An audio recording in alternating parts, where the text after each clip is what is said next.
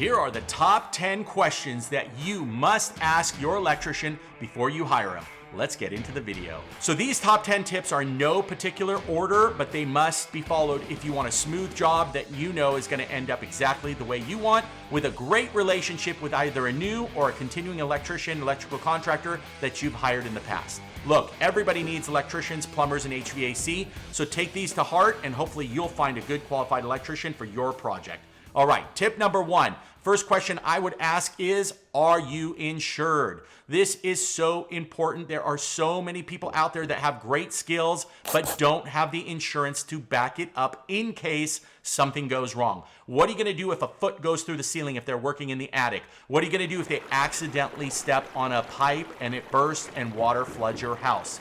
General liability insurance is a must. The best way to do that is ask for a certificate of insurance. A certificate of insurance is from the insurance company that lists them as the company and the dates of the policy and the limits. I would also take that and actually call the insurance company and make sure that that insurance is active. Tip number one, make sure they're insured to do the job that you need them to do. Tip number two is asking how long they've been in business. This is not the most important thing. There are a lot of great electricians, a lot that I coach, that end up becoming electrical contractors. But here is where how long you've been in business is super important. Solar, it's super important how long a company's been in business because solar companies pop up like candy. They're all over the place, but they go out of business just as fast. Why is that? Because all their eggs are in the solar basket. And when solar dries up or they don't have sales for a couple of months, there's no other income coming in. A business, for example, that's been around 10 years that also does solar as an add-on, you can rest assured that they'll still be in business 10 years from now because solar is just an add-on item. This goes for gate motors, low voltage, or any project you have that's not just electrical. Then, how long you've been in business is a good question to ask because you want to make sure your contractor's around to warranty anything or for future work. Tip number two, how long have you been in business? Tip number three, find out if that electrical contractor can give you reviews or even better, references. References are way better than reviews. Why? Reviews usually happen in the passion of the moment or for any reason that customers are upset that truly sometimes does not reflect the contractor. Now, if they have 10 negative reviews in a row, yeah, I'd be concerned. But a negative review or a 1, 2, 3-star rating, don't take that as the final word. Try to get references. References are those clients that have been so happy that they're more than willing to tell the electrician, hey, your future clients can call me and I would be glad to give them a reference on the work that I got done.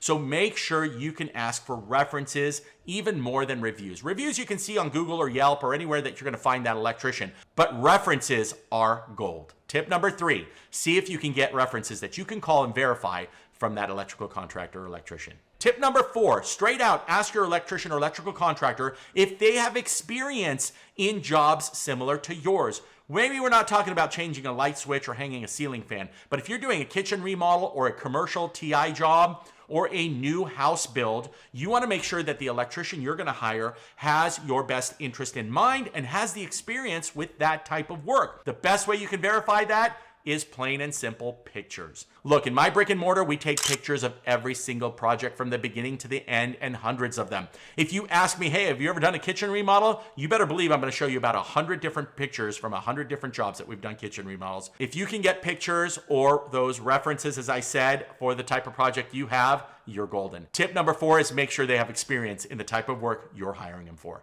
All right, tip number five is super important these days. Look, the economy is booming. Electricians and all tradesmen are worn thin. We don't have enough time to do these projects. So tip number five is plain and simple. Straight out, ask your contractor if they have the time to do this project. One way we do it and we put it on paper is in our contracts. Make sure you have a start date and an estimated finish date. Now, if you're in the state of California, that's actually required by contractor state law. I'm not sure what state you're going in from, but you can always check your contractor state license board to find out what those rules and regulations are. But have your contractor put a start date and a estimated finish date. Make sure that finish date is within reason and you'll be good to go. Tip number 5, make sure that they can do your job in a timely manner. Number 6, before you get into any major discussions with your contractor, ask how they charge for the job. This is important. Why? You do not want to hire a time and material electrician if you can avoid it. The reason why is you're not going to be happy. You're never going to know what the end balance is going to be. Don't quote me, but I believe in the state of California right now, you cannot charge time and material for residential customers.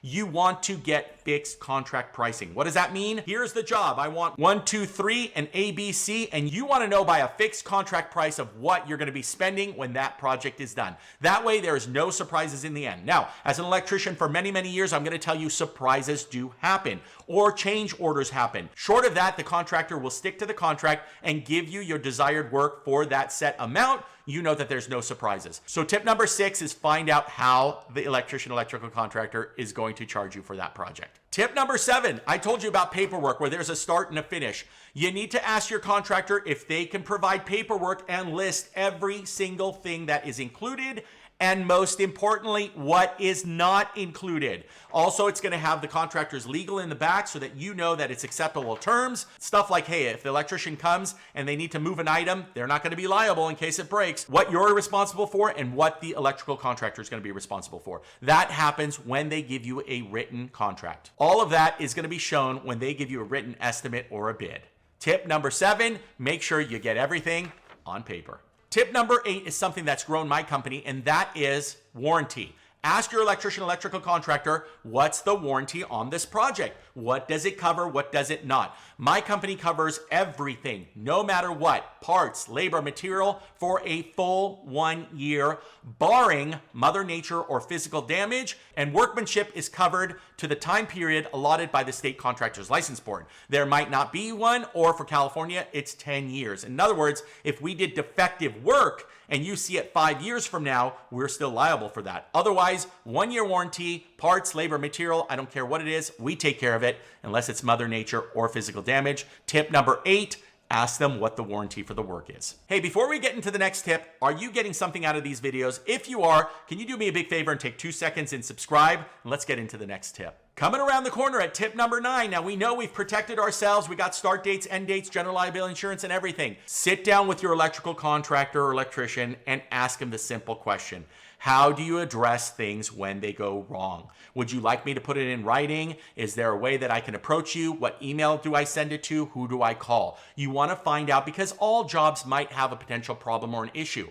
You got to catch it quickly. You can't go to the electrician after he's hung that chandelier and say, you know what, you hung it too low or too high. These are things that you need to discuss, but you need to also know how you're going to resolve it in case there's a problem. Tip number 9, ask your electrical contractor, how do you resolve issues or problems when they arise? Tip number 10, I think it's my most important. You need to sit down with your electrical contractor, especially on bigger jobs, multi-day jobs. The question you're going to ask is, can you provide me a calendar, a timeline, and a project list, meaning start, rough, finish, different items on that contract and when they're going to be installed, so you can keep your electrical contractor accountable and vice versa. They can give you maybe a payment schedule of how you're going to pay that. You're going to pay X amount percentage deposit depending on the state. You're going to pay a deposit during rough, a deposit during inspection, a percentage at final. Stuff like that. You want to sit down with your electrical contractor and ask them to explain the approach on how they get these jobs done